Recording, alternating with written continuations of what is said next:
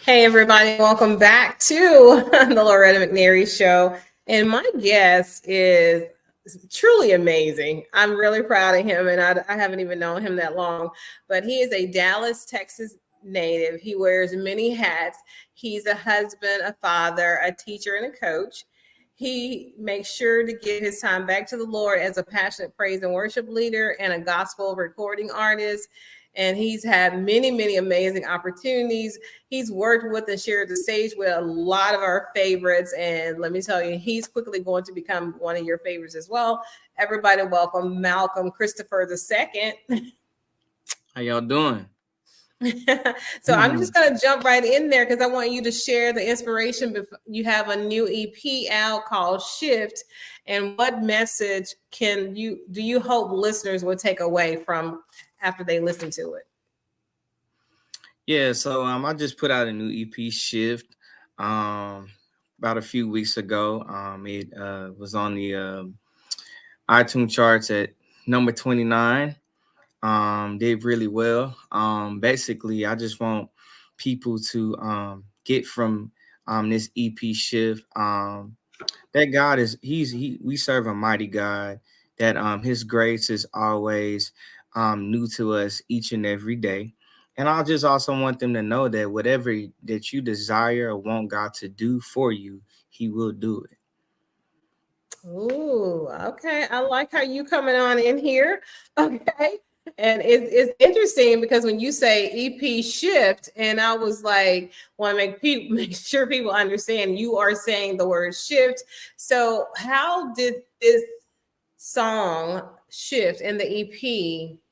How does it resonate with you and to be able to perform some powerful lyrics? Yeah, so the EP Shift, it resonates with me just from the different stages of life that God has had me in, from being, a young man, being able to, leave from, my mom and father's nest to be able to, graduate, go through college, and then from there, being able to be married and start my own family. And now, with two kids and being married to my wife for 4 years, he has done a shift from those different stages of life for as myself. And what I've understood in all of those different stages, that he shifted me in, that I needed him more than ever. And throughout these four songs on the EP, throughout these four songs, you get a taste of where I was at different stages of my life. Yes, I actually went to YouTube and have definitely downloaded it so that you can get some credit for that. But I was truly blown away by your talent, and you could tell it's really worship for you, not just you performing a song. You truly are. An embodiment of what you are singing about. Can you just share? I don't know if you want to hum a few bars or just share some of the lyrics with Shift, and then I have some more questions because you have a couple more, well, three other songs as well. So can you tell us some of the lyrics or hum a couple of the bars? Yeah, so Shift, that's the title of the EP, but the actual song that you're probably referring to is Do It For Me. And basically with Do It For Me, lyrically wise, I'm praying to God and I'm asking God to actually do it for me. I'm calling on his name, and in that I'm quoting the things that I've seen him do for people throughout the Bible. I said in there, I heard what you did for Daniel in the lion's den. Um I also talk about the woman with the issue of blood. I also talk about um the blind man, how he gave him sight to see, things of that nature. And um with re saying those stories in my prayer to God, I'm wanting him to do it for me just like he did it for those people. So basically, lyrically wise, I'm literally just calling God out on what he's done and saying, well, if you could do it for them in my situation and the things that I have going on throughout my life, do it for me too. Ooh, I told you it's powerful. And yeah, and that's what the word tells us to, not remind God of his word because he doesn't forget it, but he's want to make sure that you actually know the word yourself so that you can say in his word, say it will not return to him void. And people say, well, I don't know how to pray. Just say his words back to him. Like Right. you said, that's what you're doing, just repeating those words back to him. So you've shared the stage with some of my favorite, several renowned gospel artists. Can you tell us about one memorable experience from performing with them, and just name a couple of the ones, and then after that, who would you now like to work with as well? So I shared the stage with the Walls Group. I was a part of their tour last summer. Recently, I just opened up for Ernest Pugh. He just had a live recording. I've also shared the stage with Pastor Mike, James Fortune, Kierra Sheard. It's a lengthy list. One memorable moment that I would say that I've had is with Ernest Pugh, him just being able to see me live, and then being able to just instill some things within me to think some things that I can actually just take with me as far as going forward. And basically he was just telling me to just be myself and continue to just let God use me in the way that he's been using me. As far as artists that I look forward to sharing the stage with, I would like to share the stage with Kalante Gavin. And I also would like to share the stage with Fred Hammond as well. I think those would be dope experiences. Um, yeah, so I'm looking forward to those. And whatever else God has in store for me too. I'm At the end of the day, I'm just so grateful, so blessed for the opportunity to be able to just share my ministry with artists that have been in it longer than I have. And I just pray that, one day that I'll be a staple in the gospel industry, just like the ones that I've, shared the stage with. And that's exactly what I was thinking. And then in the next year or so or less, somebody's going to say, you know what, I want to share the stage with Malcom Christopher II. Definitely. I just see you That'll be going cool. yeah. And I bet they're saying it now. I mean, when people download your music and they hear it and they see you performing, and if they ever get the chance, I would love to see you perform in person. But can you describe a moment where your faith played a crucial role in your life and in your career? Because you said, your song says, "Do it for me." So Mhm. is there another instance where you can say my faith really helped me get through this one? Yeah. So currently as we speak right now, and then further on back years, me just coming into my own as a man, being a husband, being the father of two children. I have my kids where they're looking at me. I have my wife who looks to me as far as leading our household, and just being able to just balance out everything.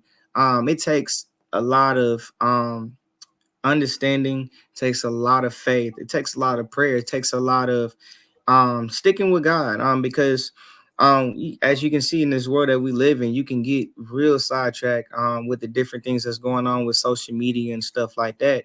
And so every day for me, it's a constant walk, talk, pray, and having faith in God. Just because you just never want to get sidetracked or get veer off on the wrong path. So each and every day, I'm praying each and every day. I'm walking with God, talking with him, just trying to figure out what's next as far as what he wants me to do, how he wants me to lead my family, how he wants me to go about taking care of my children and things like that. It's just like I said, in this present time that I'm in right now, I know I have my family counting on me in a lot of different ways, and I just don't want to let them down. By being focused on the wrong thing. So I'm always just keeping my ear to what God has to say, and just having that faith that he is going to make a way and do it for us in every aspect of our lives. Oh, wow. Whew. That was good. So did you grow up singing in the church? Were you going to Sunday school? And what's your background? What's your family dynamic?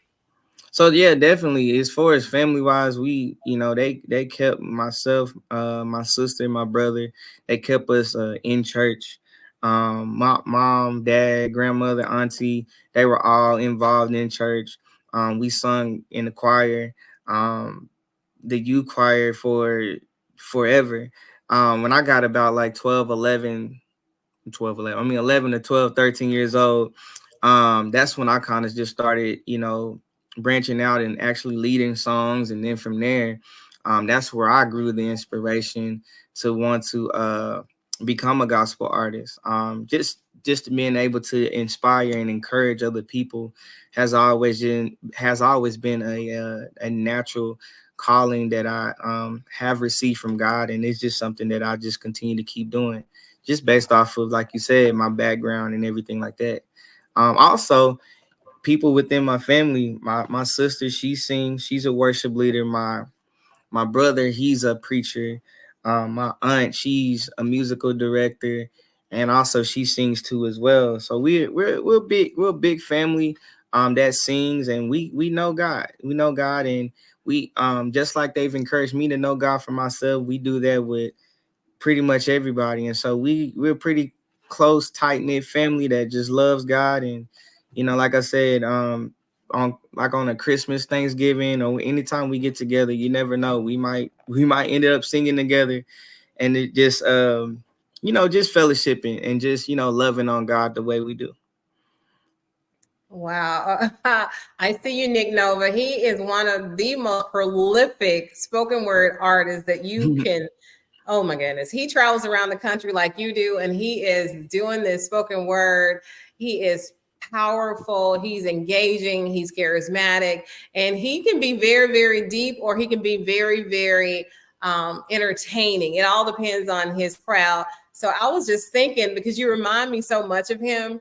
He's a dad. He has two children, Mhm. and my daughter in love. I just love her so much. And so if you ever want to collab with a spoken word artist, I just love the dynamic of a vocalist and then a spoken word artist doing a thing together. I think that would just be so intriguing and so amazing. So let me know. I'll make that connection. So when you were at your time in Houston, Malcom, and your exposure to artists, like you said, the Walls Group, I remember meeting the Walls Group at one of the Stellar Awards way before they became the Walls Group, and Ernest Pugh as well. I met a ton of people at various, many, many Stellar Awards on the red carpet, and also Nikki Ross. How have they influenced your music?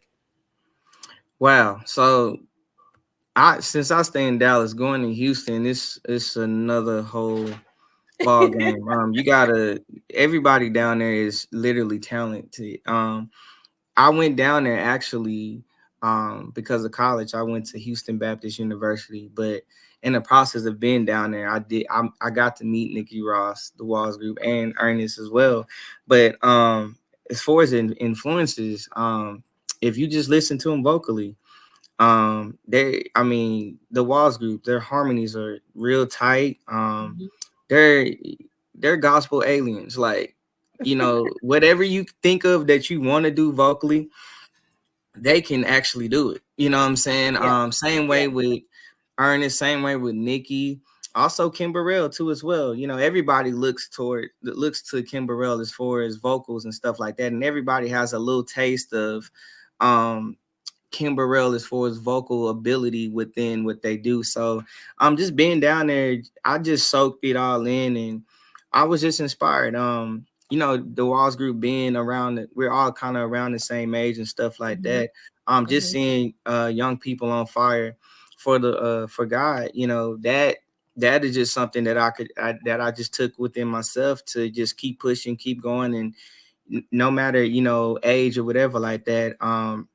You showing the love of God that you have within your heart, it's needed. It's not just needed just for older, but it's also needed for the young. It's also needed for the ones that's right in between and stuff like that. So learning that from them. And then, like I said, with just Ernest, it's just a whole lot of wisdom, whole lot of knowledge of the gospel industry, the game, and then also, the music part of it too as well. Just being able to know um the different the different, musicians, being able to know the different producers and stuff like that. Is, like I said, it's a lot that I just learned down there. But like I said, Houston definitely is one of those places to be. I know they say, Dallas is pretty much like the capital for gospel because we got Kurt, Fred, and everybody here. But going down there, if you talking about vocalists that can actually just straight kill it, all of them down there, they got it. They got it. So. They got it. And I definitely agree with you. But somebody who's on the scene that is just like, people think he's an overnight sensation because he's racking up on all these awards. And you know who I'm talking about, Pastor Mike. I mean, his talent is gigantic, right? Definitely. And it's like I didn't even hear about him until maybe 3 years ago. And then now it's like everywhere you look, he's doing an amazing job of promoting what he's doing, how good God is doing for him. I mean, and it's explosive, not only his growth in Christ as a man, as a dad, as a father, but as a pastor, as an artist, and how he is he gets it right when he he brings people up with him. Like he's not just up there saying, look at me, I ride. I love how he will bring people up and help lead them and give them their own spotlight. And he is not trying to hog it all, although he could if he wanted to. And then you said you're going to perform with him. How did that happen? Yeah, I mean, we were it was a radio tour. I mean, not tour, but it was a radio Praise in the Park. That's what it was.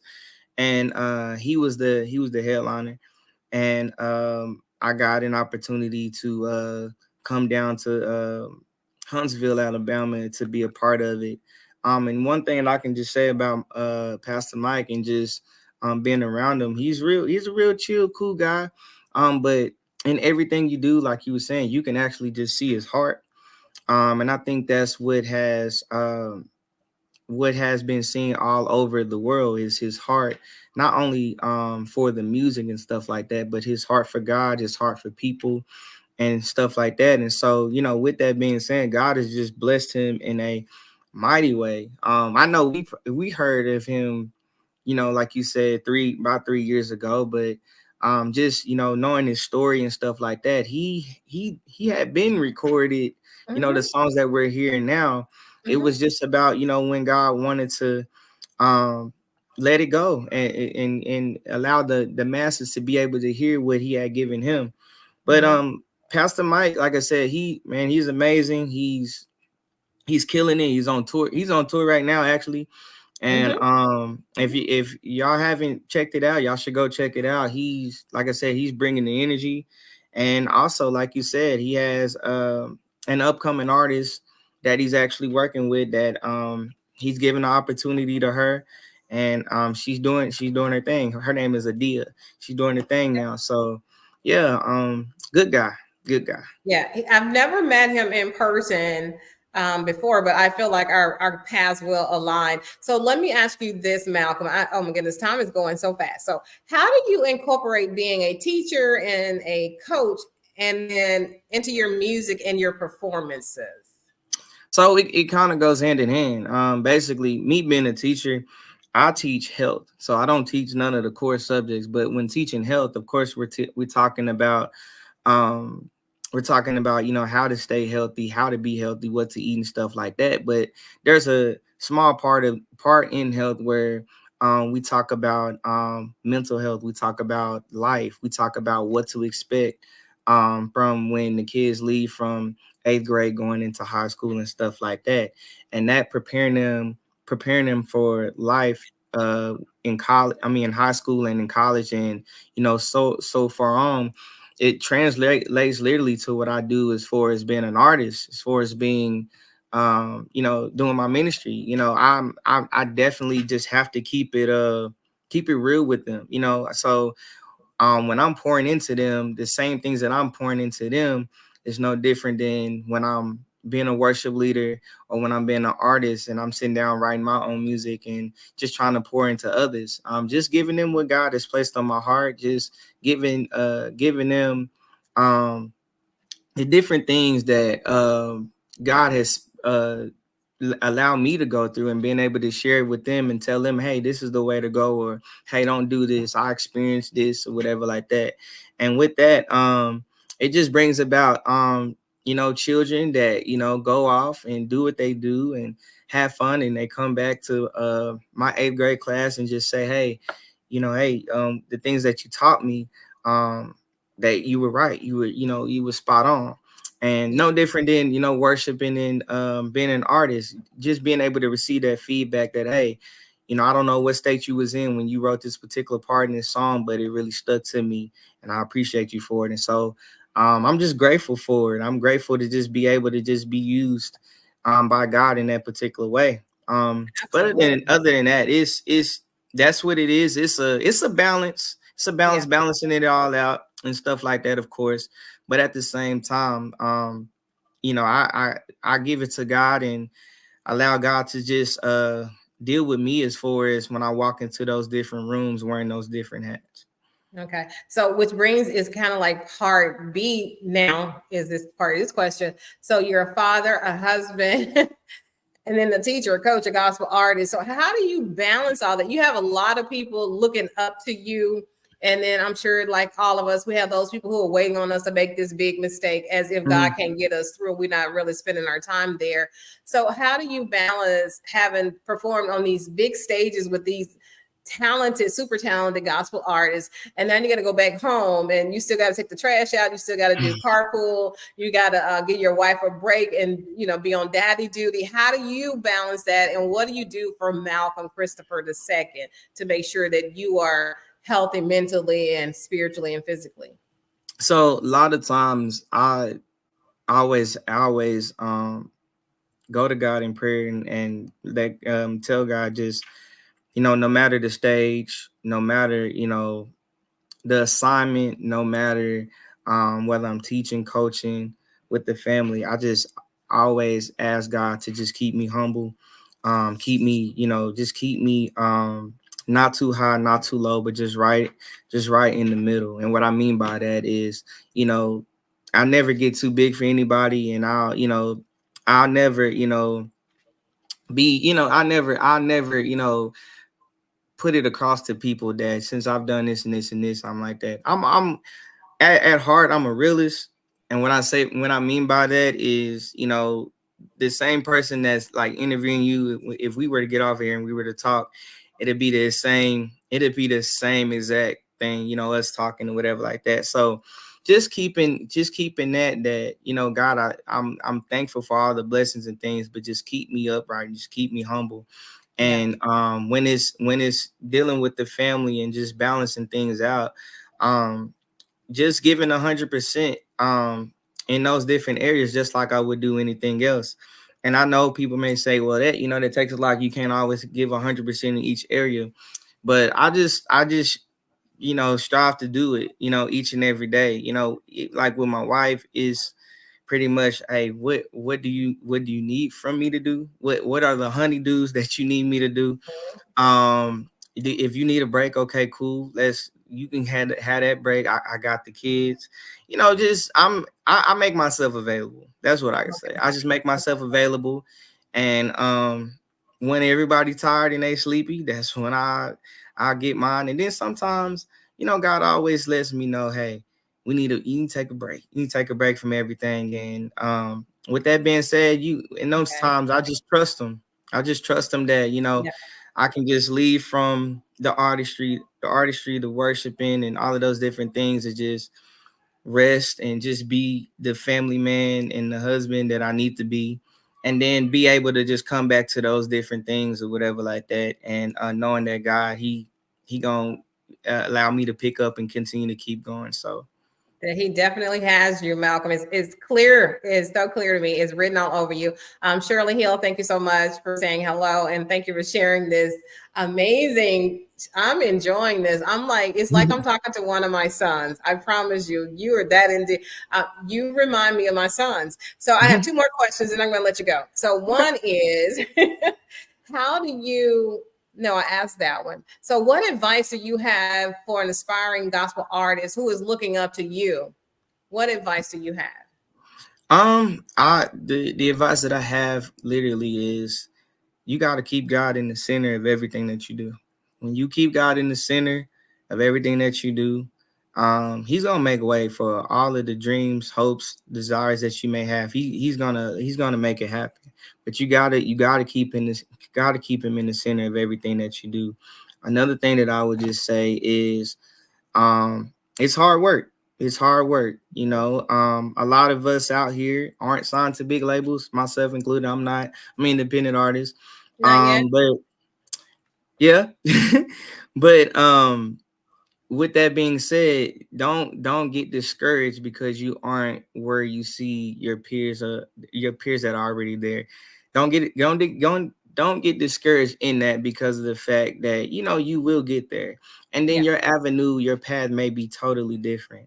And at the end of the day, what God has for us is going to be for us. So just bask in the gift that He's giving you, use it, and just allow Him to lead and direct you. And the final thing, for all of those artists that are looking to get into gospel, whatever genre, you got to understand this. You got to be comfortable with performing or ministering in front of 0 to 5 people before you can understand what it is to perform in front of thousands. If you can perform in front of 5 to 10 people, like it's thousand of people, Yeah. thousands of people, then when you get to that level, it'll be nothing. You know what I'm saying? And that's how you know if God truly lives within you, when it doesn't matter the room that you walk into. That was beautiful advice. And I say that a lot because whether I'm speaking to a kindergarten class or an Ivy League college business class, I'm Loretta. This is who I am. This is what I do. I show up the same way. I don't downgrade anything. And because you never know who's in the room, number one. And if we are, especially Christians, we work unto the Lord, right? So we should Right. always represent Him with excellence in our A game every time, because the one time that you decide is not good enough for you, you're making a big decision that's going to affect you negatively down the road. So every Right. stage is a big stage. Every audience is an important, valuable audience, and you have to have that. Monica said there are great benefits to being an independent artist, so relish in it. And I hope to see you at Praise Fest in New Orleans. She's a PR guru and marketing expert out in New Orleans and LA. So, okay, so one more question, and then I want you to tell people how they can find you. And our Okay. time is running out. So, Okay. what future projects or collaborations can your fans look forward to, and how can they find you? So y'all can look forward to the music video "Do It For Me" is coming out pretty soon. Also, this year alone, I'm putting it out there. I'm available for bookings. So it's all on my social media, and I'll get ready to share that with y'all in a minute. But I'm Mhm. available. Just hit me up and we can make it happen. Other than that, expect the album to come out sometime next year.